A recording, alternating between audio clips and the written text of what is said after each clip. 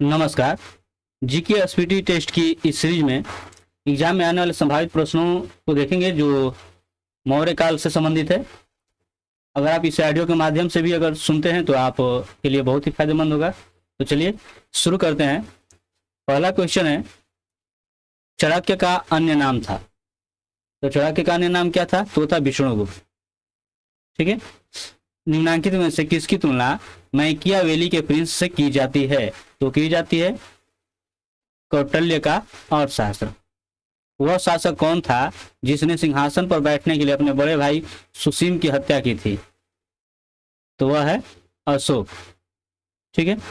निम्न में सम्राट अशोक की वह पत्नी कौन थी जिसने उसको प्रभावित किया था? तो वह आपका हो जाएगा कारुवाकी। अशोक ने अपने सभी अभिलेखों में एक रूपता से किस प्रकृति का प्रयोग किया है? तो किया गया है अर्धमागधी। बिंदुसार ने विद्रोहियों को कुचलने के लिए अशोक को कहां भेजा था?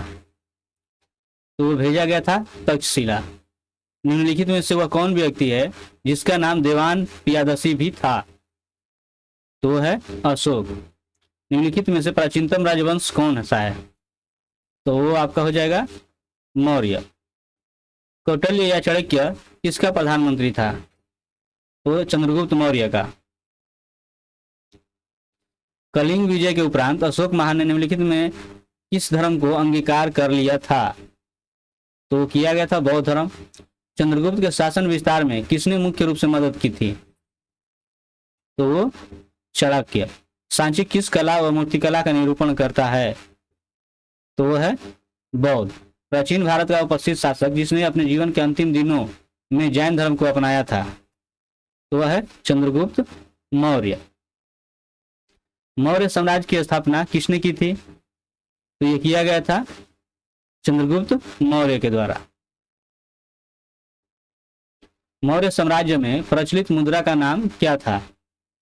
तो ये आपका हो जाएगा पर्ण। निम्नांकित में से कौन मौर्य वंश का शासक नहीं है? तो वो हो जाएगा अजातशत्रु। निम्नलिखित में से अशोक का उत्तराधिकारी कौन था? तो ये आपका होगा कुणाल। ठीक है। चलिए, मुद्रा राक्षस का लेखक निम्न में से कौन है? तो वो हो जाएगा विशाख दत्त। विशाख दत्त के प्राचीन भारतीय नाटक मुद्रा राक्षस की विषय वस्तु है? तो वह हो जाएगी चंद्रगुप्त मौर्य के समय में राज दरबार की दूरभिन्न संधियों के बारे में। मालवा, गुजरात एवं महाराष्ट्र किस शासक ने पहली बार जीते? तो वो आपका चंद्रगुप्त मौर्य। किसने सहिष्णुता, उदारता और करुणा के त्रिविध आधार पर राजवंश की स्थापना की? तो अशोक। निम्नलिखित किस शहर में अशोक के अभिलेख शिलालेख नहीं है? तो पाटलिपुत्र। अर्थशास्त्र का लेखक समकालीन था? तो चंद्रगुप्त का। नंद वंश के पश्चात मगध पर किस राजवंश ने शासन किया? तो वो है मौर्य।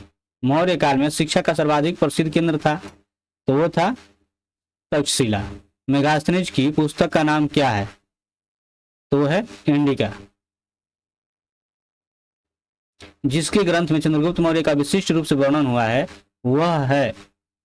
तो वह है विशाख दत्त। वह स्रोत जिसमें पाटलिपुत्र के प्रशासन का वर्णन उपलब्ध है वह है, तो वह हो जाएगा इंडिका।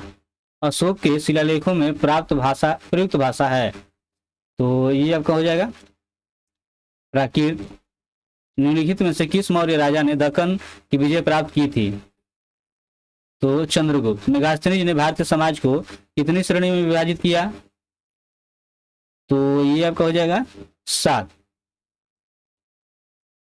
कौटिल्य के अर्थशास्त्र में किस पहलू पर प्रकाश डाला गया है?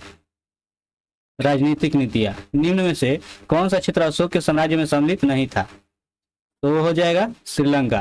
पाटलिपुत्र को किस शासक ने सर्वप्रथम अपनी राजधानी बनाई? तो वो हो जाएगा चंद्रगुप्त मौर्य। पाटलिपुत्र में स्थित चंद्रगुप्त का महल मुख्यतः बना था किस चीज का बना था? तो वो लकड़ी का बना था। बराबर की गुफाओं का उपयोग किसने आश्रय गृह के रूप में किया? तो ये आजीविकों ने। किस अभिलेख से साबित होता है कि चंद्रगुप्त का प्रभाव पश्चिम भारत तक फैला हुआ था? तो रुद्रदमन का जूनागढ़ अभिलेख। केवल वह स्तंभ जिसमें अशोक ने स्वयं को मगध का सम्राट बताया है, तो भाब्रू स्तंभ। चलिए, ये इसमें सूची 1 और सूची को मिलाना है ये, तो क्या होगा ये आपको देखना है। ये देखिए, चंद्रगुप्त, सैंडोकुटस, बिंदुसार, अमित्रघात, अशोक, प्रियदर्शी और चाणक्य, विष्णुगुप्त। ठीक है, तो ये आपका हो जाएगा सी। प्रथम भारतीय साम्राज्य स्थापित किया गया, ये स्थापित किया गया था चंद्रगुप्त मौर्य द्वारा। उत्तरांचल में अशोक का एक शिलालेख स्थित है, तो ये स्थित है कालसी में। सांची का स्तूप किसने बनवाया? तो ये बनवाया गया था अशोक के द्वारा। अशोक के शिलालेखों को पढ़ने वाला प्रथम अंग्रेज कौन था? तो जेम्स प्रिंसेप। ठीक है, कलिंग युद्ध की विजय तथा क्षत्रियों का वर्णन अशोक के किस शिलालेख में मिलता है? तो ये आपको मिलता है शिलालेख 13वें। प्रसिद्ध यूनानी राजदूत मेगास्थनीज भारत में किसके दरबार में आए थे? तो ये आए थे चंद्रगुप्त मौर्य के समय। ठीक है, चंद्रगुप्त मौर्य ने सेल्यूकुस को कब पराजित किया? तो ये पराजित किया गया था 305 ईसा पूर्व में। निम्नलिखित में से कौन सा राजा प्रायः जनता के संपर्क में रहता था? तो वो हो जाएगा अशोक। अशोक ने 261 ईसा पूर्व में कलिंग को जीतने के बाद क्या किया?